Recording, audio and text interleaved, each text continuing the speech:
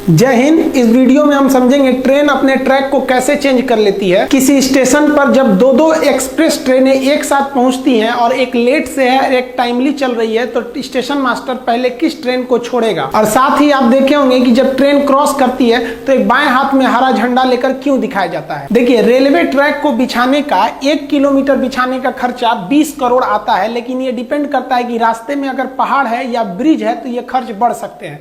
इस ट्रैक को बनाने के बाद अगर आप चाहते हैं कि इसको इलेक्ट्रिक से चलाएं तो एक्स्ट्रा इलेक्ट्रिफिकेशन का खर्चा 1 करोड़ रुपए प्रति किलोमीटर आता है। देखिए, जो लोहे की पटरी गई है ना, उसको हम लोग कहते हैं रेल। इस रेल पे चलने वाली गाड़ी को कहते हैं रेल गाड़ी। अब ये रेल को ऐसे ही बिछा देंगे तो धंस जाएगा।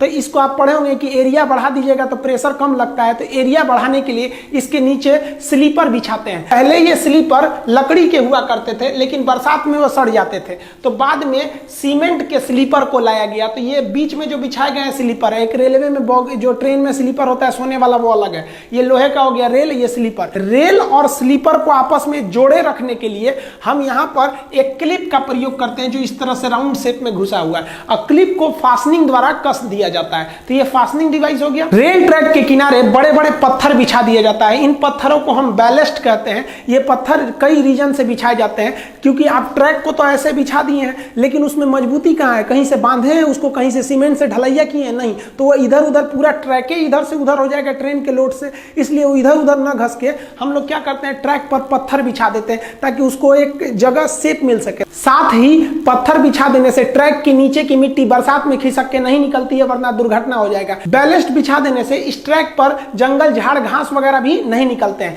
लेकिन यह बैलेस्ट जो होता है ट्रेन की दबाव से नीचे से फूटने लगता है, जिसे बार बार मेंटेनेंस की जरूरत होती है। बैलेस्ट पर आप 200 किलोमीटर प्रति घंटा की रफ्तार से ज्यादा ट्रेन को नहीं ले जा सकते हैं, वरना बैलेस्ट कंपन करके हट जाएगा, ट्रैक से दुर्घटनाग्रस्त हो जाएगा। इसलिए इस बैलेस्ट की जगह पर हम कंक्रीट बैलेस्ट का प्रयोग करते हैं। पूरे सीमेंट की ढलैया कर देते हैं और उसी में ट्रेन को क्लिप फास्टनर से रेल को कस देते हैं। बुलेट ट्रेन चलाने के लिए आपको इसी कंक्रीट बैलेस्ट की जरूरत पड़ेगी। इस ट्रैक पर बुलेट ट्रेन ले ही नहीं जा सकते हैं। इस इमेज में देखेंगे तो बुलेट ट्रेन के आगे तो जो ट्रैक है उस पर तो बैलेस्ट पत्थर फेंका हुआ है। आप कहेंगे कि हम झूठ बोल रहे थे। देखिए, जब बुलेट ट्रेन स्टेशन पर खड़ी रहती है तो वहां पर बैलेस्ट बिछा सकते हैं, क्योंकि स्टेशन के पास स्पीड ज्यादा नहीं होती है या डिपो में स्पीड ज्यादा नहीं होती है। लेकिन आगे के लिए आपको इसे कंक्रीट देना ही पड़ेगा। दिल्ली मेट्रो देखेंगे तो दिल्ली मेट्रो का स्पीड ज्यादा नहीं है, फिर भी उसे कंक्रीट बैलेस्ट पे ही ले जाया जाता है। जिसका रीजन यह है कि दिल्ली मेट्रो ब्रिज से ज्यादातर गुजरी है, और अगर इस पे पत्थर रखेंगे तो वो पत्थर नीचे गिरेगा तो किसी का सर फोड़ सकता है, वाइब्रेशन के कारण वो गिर सकता है। लेकिन वही दिल्ली मेट्रो जब जमीन पर चलती है, कहीं कहीं वो जमीन पे है, कहीं सुरंग में है, कहीं ऊपर है, तो जब जमीन पे चलती है, डिपो में चलती है, तो देखिए वहां पर भी आपको बैलेस्ट ही मिलेगा, पत्थर ही मिलेंगे। रेलवे ट्रैक के किनारे आप देखे होंगे जो बैलेस्ट जमा किए जाते हैं वो ट्रेपेजियम के शेप में जमा किए जाते हैं, जिससे कि रेलवे को अपने बैलेस्ट चोरी होने से पता चल सके। उस ट्रेपेजियम के साइड में व्हाइट कलर के चूना से पेंट कर दिया जाता है, और साथ ही ट्रेपेजियम का एरिया निकाल के हम बैलेस्ट के भी पता कर सकते हैं कि कितना मात्रा है बैलेस्ट का। रेलवे स्टेशन पर आप मेन लाइन के किनारे इस तरह से लोहे की पटरी को देखे होंगे कि कुछ मात्रा में फंसा दिया जाता है और 1-2 फीट बाहर निकाल दिया जाता है। ये इसलिए किया जाता है ताकि अगर हाई स्पीड से कोई ट्रेन जा रही है और बाई दी वो एक्सीडेंट करके गिर गई तो रगड़ाते हुए आगे ना बढ़े, बल्कि इसी में फंस के यहीं रुक जाए और दुर्घटना को कम किया जा सके। लोहे के जो रेल होते हैं वो कारखाने में बनते हैं तो 10-20 किलोमीटर लंबे नहीं बनते, वो सेक्शन टुकड़े में बनते हैं। उन्हें हम वेल्डिंग करके जोड़ देते हैं। पहले थर्मल वेल्डिंग से इसे जोड़ा जाता था। फिजिक्स के चैप्टर वेल्डिंग में हम आपको पढ़ा देंगे कि कितने तरह की वेल्डिंग होती है। इस वेल्डिंग के द्वारा इसमें काफी ज्यादा स्मूथनेस आ जाती है, बहुत ही स्मूथ हो जाता है। लेकिन रेल ट्रैक को पूरे यहाँ रास्ते भर में एक ही नहीं जोड़ा जाता है, क्योंकि गर्मी के दिन में लोहा फैलता है। फैलने की वजह से अगर एक ही रेल रहेगा तो मुड़ जाएगा और ट्रेन दुर्घटनाग्रस्त हो जाएगी। इसलिए कुछ जगह पे उसे काट कर हल्का सा गैप छोड़ देते हैं। अब इस हल्का सा गैप से अगर ट्रेन जाएगी तो ये इधर उधर भाग जाएगा, तो इसके साइड में एक फिश प्लेट जोड़ दिया जाता है। तो ये साइड में जो जोड़ा गया है ये फिश प्लेट है, और ये फिश प्लेट को एकदम चिपका के इसमें नहीं, इसमें खाली जगह छोड़ना चाहिए ताकि गर्मी के दिन में फैलने का जगह मिले। देखिए, ठंडी के दिन में सिकुड़ गया है, गर्मी के दिन में देखिए एकदम चिपक गया है। यहाँ भी ये साइड में फिश प्लेट लगा हुआ है, तो जो 1-1.5 फीट का लगा है ये क्या है? फिश प्लेट है। इसमें खाली जगह दिया जाता है। आप फिजिक्स में पढ़े होंगे थर्मल एक्सपेंशन, और थर्मल एक्सपेंशन में जो सीधे बढ़ता है उसे लीनियर एक्सपेंशन या रेखीय प्रसार कहते हैं। आप रेलवे ट्रैक पर इस तरह जालीनुमा आकृति देखे होंगे, इसे हम लोग रेल प्रोटेक्शन वार्निंग सिस्टम यानी TPWS कहते हैं। ये क्या करता है, ये सिग्नल से पहले लगाया गया रहता है ताकि ये ट्रेन के स्पीड को रोक सके। जैसे मान लीजिए आगे सिग्नल येलो है, येलो में आपको 30 के स्पीड में जाना है और आपकी स्पीड 70 का है, तो तुरंत ये क्या करेगा, सेंसर लोकोमोटिव इंजन में मैसेज कर देगा, वो ब्रेक अप्लाई करके स्पीड को धीमा कर देगा।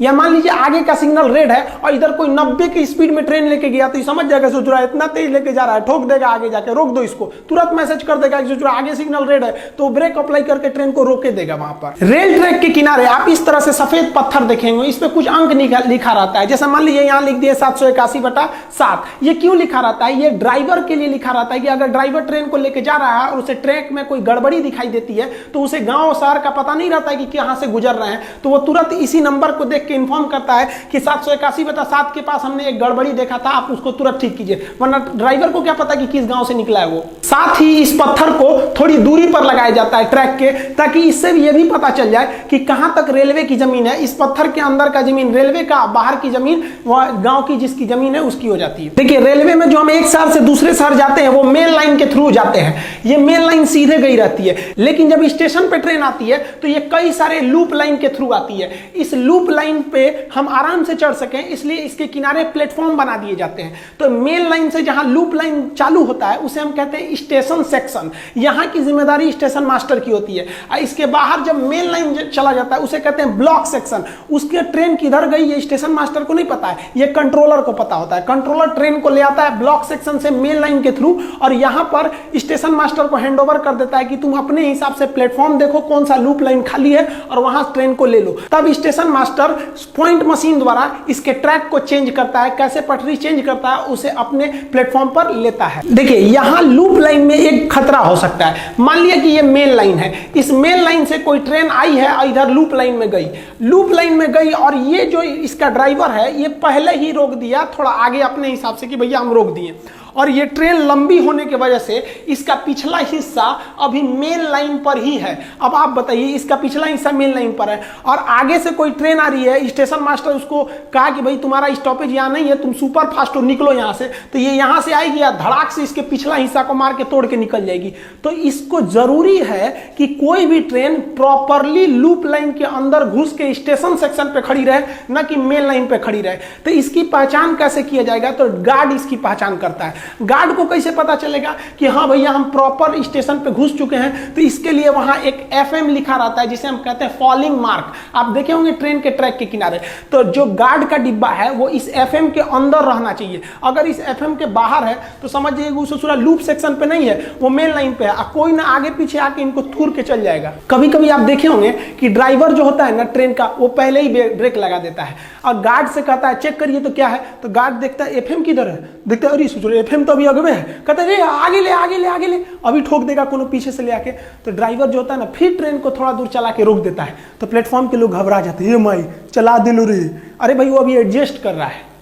आप एक चीज गौर किए होंगे, ट्रेन में रिजर्वेशन का इतना मारामारी होता है, इतना भीड़ भाड़ होता है, सोचो ट्रेनों को लंबा काहे नहीं बनाता है, कम में डिब्बा क्यों जोड़ता है। और आप देखे होंगे मालगाड़ी में ज्यादा डिब्बा होता है और सवारी गाड़ी में कम डिब्बा होता है, ऐसा नहीं होता है। देखिए डिब्बे का जो संख्या होता है ये डिपेंड करता है लूप लाइन कितना बड़ा है। जैसे यहाँ हम एक ट्रैक बना दिए हैं, ये जो है ये आपका मेन लाइन है, मेन लाइन के बाद अब ट्रेन पे जो खड़ी होगी ये लूप लाइन पे खड़ी होगी, लूप लाइन पे ही बना रहता है प्लेटफॉर्म। जो लूप लाइन होता है इंडिया का वो 650 मीटर का होता है, यहाँ हम लिख दिए हैं लूप लाइन कहिए या प्लेटफॉर्म कहिए, वो 650 मीटर का होता है। यानी आपकी ट्रेन 650 मीटर से लंबी नहीं होनी चाहिए। अब यहाँ समझिए ट्रेन की संख्या कैसे डिसाइड करेंगे, डिब्बों की संख्या।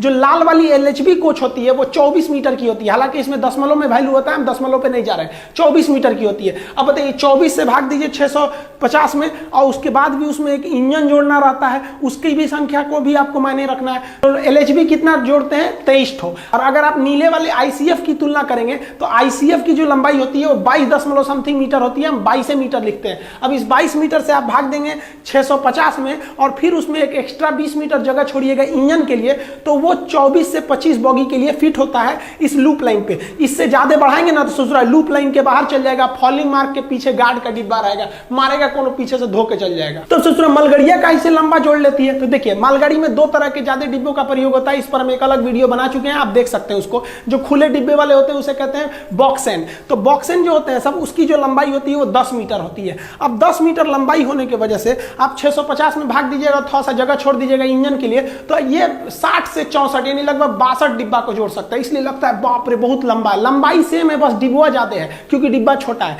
और ये कवर वाला देखेंगे BCN को, तो BCN की लंबाई थोड़ी ज्यादा होती है 15 मीटर, तो इसको भाग दीजिएगा आप 650 में, तो ये लगभग 42 तक में ये सूटेबल बैठता है क्योंकि इंजन को भी रखना है। तो ये 42 डिब्बा जोड़ सकता है। तो देखिए मालगाड़ी लंबी नहीं होती है, मतलब उसके डिब्बे छोटे होने की वजह से वो लंबी दिखती है। आप कहिएगा सर तब क्या जरूरत है हमको इतना ट्रेन बढ़ाने की, क्यों ना हम सबका लूप लाइन में बढ़ा दें। अब लूप लाइन बढ़ाइएगा ना तो पूरे हिंदुस्तान के स्टेशन को तोड़ना पड़ेगा और उनके लूप लाइन को बढ़ाना पड़ेगा, फिर प्लेटफॉर्म बढ़ाना पड़ेगा। इसलिए रेलवे कहती है कि इससे अच्छा है क्या है कि भैया ट्रेनें की संख्या बढ़ा देते हैं। अब आप कहेंगे कि सर रेलवे का खड़गपुर स्टेशन, सोनपुर स्टेशन, अभी गोरखपुर रेलवे स्टेशन का ये लूप लाइन इतना बड़ा क्यों है। देखिए रेलवे स्टेशन जो बनाए जाते हैं वो उस समय की परिस्थिति के हिसाब से बनाए जाते हैं। गोरखपुर के इस साइड में प्लेटफॉर्म बढ़ाने का जगह नहीं है, ना इस साइड में, सामने जगह है। तो वो क्या किया गया ना, इस लूप लाइन को ही बहुत ही लंबा कर दिया गया है, एक ही ट्रैक को, और उस पर 3 प्लेटफॉर्म बना दिया गया है। Platform number 1, platform number 2, platform number 2A। तो इस तरह करके 1355 मीटर लंबा कर दिया गया उसको, और वो दुनिया का सबसे लंबा प्लेटफॉर्म हो गया है गोरखपुर का। अब आप सोचिएगा कि गोरखपुर में कैसे ट्रेन चल जाती है। तो देखिए मान लिया कि कोई ट्रेन है यहां पर आकर खड़ी हुई, ठीक है, प्लेटफॉर्म नंबर 1 पे, और यहां पहले से एक ट्रेन है, तो जाएगी कैसे, तो यहां पर एक सेक्शन बनाया गया, यहां से जाती है, उसके बाद ये मेन लाइन होकर चली जाती है। मान लीजिए कि ये दोनों प्लेटफॉर्म भरा हुआ है, ट्रेन को लेना है अगले 2A पर यहां पर, तो इस मेन लाइन से ट्रेन को लाया जाएगा और यहां क्रॉस सेक्शन से घुसा दिया जाएगा। मान लीजिए बीच में कोई ट्रेन खड़ी है, इसको निकलना है, तो यहां से भी इस पे निकाल दिया जाएगा, मेन लाइन से निकालकर। उस पर पैनल बदलने का सिस्टम रहता है जिसको अभी हम समझाते हैं। रेल प्लेटफॉर्म पर आप इस तरह के एक आकृति देखे होंगे जिसमें खुरदुरा निकला रहता है गोटी टाइप का, ये रेड कलर के भी होते हैं। ये एक्चुअली विकलांग लोग के लिए बनाया जाता है, हैंडीकैप के लिए, ताकि वो इस खुरदुरे को पहचान के समझ सके कि उनका जो हैंडीकैप बॉगी होता है वो इसी के पास आएगा। देखिए जब कोई ट्रेन क्रॉस करती है स्टेशन से, तो स्टेशन पर एक फ्लैगमैन होता है जो बाएं हाथ में ग्रीन झंडा को लेकर उस ट्रेन को देखते रहता है कि कहीं इसमें कोई खराबी तो नहीं, कुछ चक्के वगैरह में फॉल्ट या कोई आवाज तो नहीं आ रहा। अगर आवाज आएगा तो दाहिने हाथ से तुरंत लाल झंडा दिखा देगा। अब आप कहिएगा ड्राइवर बा तो चल गया हरियर का देख के, अब रोकेगा कौन, तो पिछवा से गार्ड आ रहा है, वो कहेगा नहीं ससुरा कहीं कहीं तो लाल दिखा रहा है, इसका मतलब इसको कुछ गड़बड़ी दिखा है। तुरंत वॉकी टाकी पे फोन करेगा, ए मिश्रा जी रोकिए रोकिए महाराज कुछ गड़बड़ी है, वो लाल दिखा रहा है। आप भी ट्रेन को लाल झंडा दिखाकर रोक सकते हैं, लेकिन जैसे आप ट्रेन को रोकिएगा जीआरपी आपको पकड़ के कारण पूछेगी, और अगर कारण अच्छा नहीं रहा ना तो जेल में डाल देगी आपको। इसलिए बिना उपयुक्त कारण के जब तक ट्रेन में कोई गड़बड़ी ना दिखाए आप ट्रेन को नहीं रोक सकते। रात के समय आप देखिएगा, रात के समय ट्रेन पे किनारे जब स्टेशन पे घुसती है तो नीचे 2 ट्यूबलाइट लगाया रहता है, एक आदमी टॉर्च से देखते रहता है कि इसके जो बॉगी है चक्के में इसमें सब ठीक ठाक तो है, कोई गड़बड़ी तो नहीं है। रेल इंजन के बारे में हम आपको A to Z बता दिए थे, आप वीडियो के प्लेलिस्ट में जाके देख सकते हैं। रेल इंजन आप एक चीज देखे होंगे, रेल इंजन के आगे यहाँ कुछ लिखा रहता है शहर का नाम, जैसे हावड़ा, झांसी, गाजियाबाद, कटनी, रांची, इस टाइप का कुछ कुछ लिखा रहता है। ये इसके डिपो और शेड को बताता है कि ये किस शेड का लोकोमोटिव इंजन है, यानी ये बिगड़ेगा तो कहां जाके बनेगा। और यही इसी का डिपो जो है ये इस बात की जिम्मेदारी रखता है कि ये लोको अभी किस ट्रेन में है और कहां पर है, इसका रिकॉर्ड वही रखता है। जैसे ये हावड़ा है तो हावड़ा डिपो ही को पता होगा कि ये उसका इंजन जो है ये 3032 नंबर का ये इंजन कहां पर है, किस ट्रेन को अभी ये पुल कर रहा है। तो ये सारा रिकॉर्ड स्टेशन मास्टर की जिम्मेदारी नहीं रहती है, ये उस शेड और उस डिपो की जिम्मेदारी रहती है। और अगर इसमें कोई गड़बड़ी रहता है तो दूसरे लोकोमोटिव से खींचकर इसको इसकी शेड में भेज दिया जाता है कि देखो भैया ये तुम्हारा शेड है, इसमें क्या गड़बड़ी आया है। ट्रेन से ज्यादा सिक्योरिटी तो हमको रेल की रखनी पड़ती है कि ससुरा रेल ट्रैक हुआ ठीक है कि नहीं, तो सबको उलाट देगा। तो रेल ट्रैक के अंदर आई कुछ भी गड़बड़ी या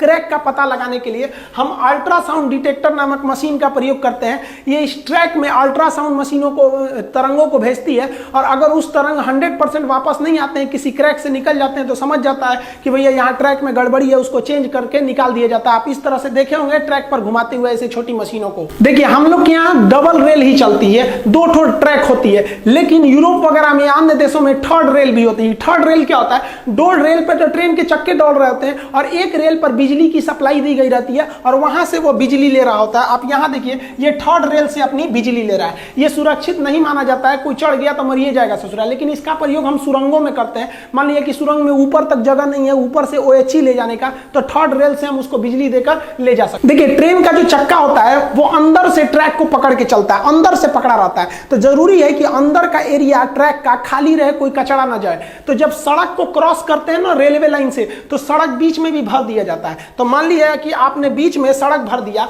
तो ये इसका सीमेंट अंदर भर जाएगा। अब अंदर भर जाएगा तो ट्रेन जो होता है वो अंदर से ही पकड़ कर चलता है, अंदर से पकड़ के चलेगा तो कंक्रीट में टकरा के उलट सकता है। इसलिए यहां पर एक ठो गार्ड रेल को जोड़ दिया जाता है। ये गार्ड रेल जो होता है कि किसी भी कचरे को ट्रैक के पास नहीं आने देता है जहां रोड क्रॉस हुई रहती है। साथ ही ब्रिज पे भी ये भी आकार का गार्ड रेल आप देखिएगा, ये ब्रिज को जो एक्स्ट्रा मजबूती देने के लिए बनाया जाता है, क्योंकि ब्रिज के नीचे जो जमीन नहीं रहती है, तो एक्स्ट्रा मजबूती देने के लिए भी शेप का गार्ड रेल बना दिया जाता है। इसे हम लोग कहते हैं गार्ड रेल।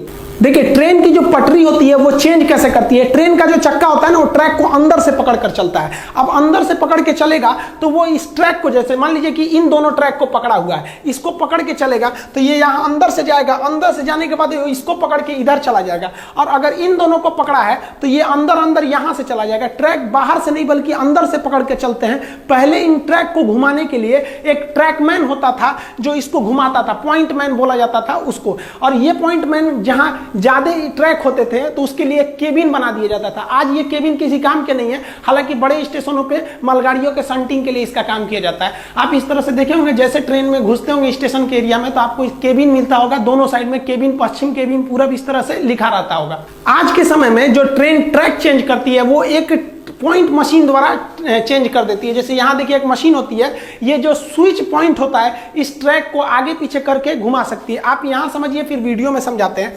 ट्रेन जो होता है उसका चक्का वो अंदर से पकड़ के चलता है ट्रैक को। अब यहाँ देखिए ट्रेन का चक्का ये अंदर की ओर एक्स्ट्रा निकला हुआ है इतना, तो ये जो होता है एक्स्ट्रा निकला हुआ ये अंदर से पकड़ लेता है ट्रैक को।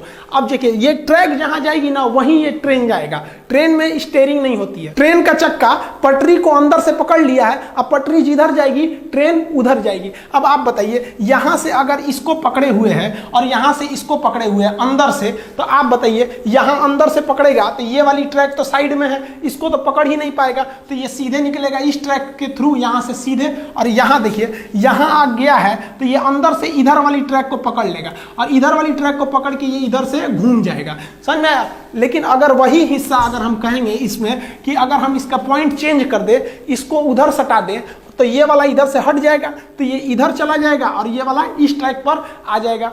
देखिए ये रेल जो है ये अंदर से ट्रैक को पकड़े हुए है। अब आप बताइए ये इस ट्रैक को पकड़े हुए है और ये वाली जो ट्रैक है पतली सी, ये इस ट्रैक के टच में ही नहीं है, तो ये सीधे आएगी इस ट्रैक के निकल जाएगी। अब यहाँ आपको कंफ्यूजन होगा, तो चक्का अंदर से पकड़ता है तो अंदर से पकड़ेगा तो इस यहाँ तक तो इसको पकड़ के आएगा, लेकिन इसके बाद ये इस ट्रैक को पकड़ लेगा और ये इससे चला जाएगा आगे की ओर सीधे।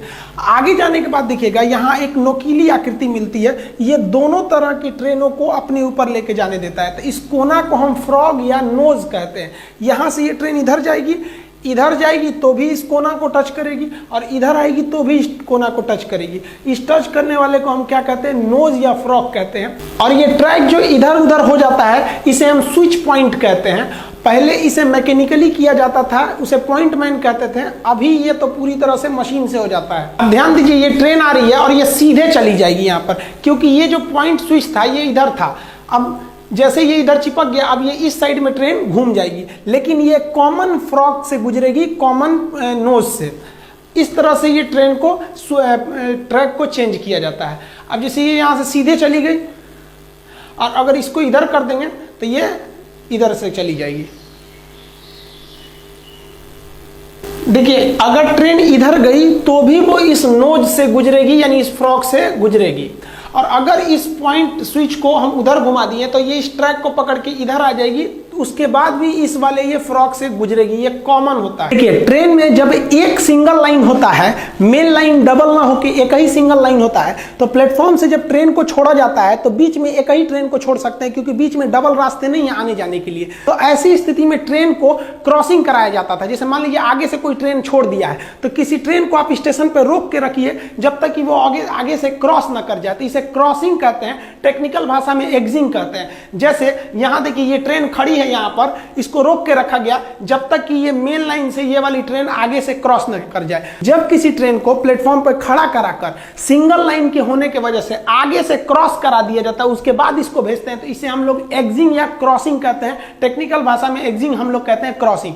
लेकिन आज के समय में डबल लाइन है, आने वाला रास्ता अलग है, जाने वाला रास्ता अलग है। तो कोई ट्रेन सामने से आ रही है तो उसके लिए कोई रुकता ही नहीं है, बाईं वाली ट्रैक से चला जाएगा इधर वाला, उधर से आ जाएगा वो। तो डबल ट्रैक होने से क्रॉसिंग होती ही नहीं है, डबल ट्रैक होने से प्रेसीडिंग होने लगती है। कैसे कि मान लीजिए कोई ट्रेन आ गई, अब दोनों ट्रेनें एक साथ प्लेटफॉर्म पर आई हैं, अब स्टेशन मास्टर किसको छोड़ेगा? तो मान लीजिए एक पैसेंजर है, एक सुपर फास्ट है, तो पहले सुपर फास्ट को छोड़ देगा। सुपर फास्ट को ज्यादा वैल्यू दिया गया, तो किसी चीज को ज्यादा वैल्यू देना प्रोसीडिंग कहलाता है। तो इसको क्या कहते हैं? प्रोसीडिंग। मतलब एक कम वैल्यू की ट्रेन को रोककर एक ज्यादा वैल्यू की ट्रेन को पीछे से क्रॉस करा दीजिए, तो इसे प्रेसीडिंग कहते हैं।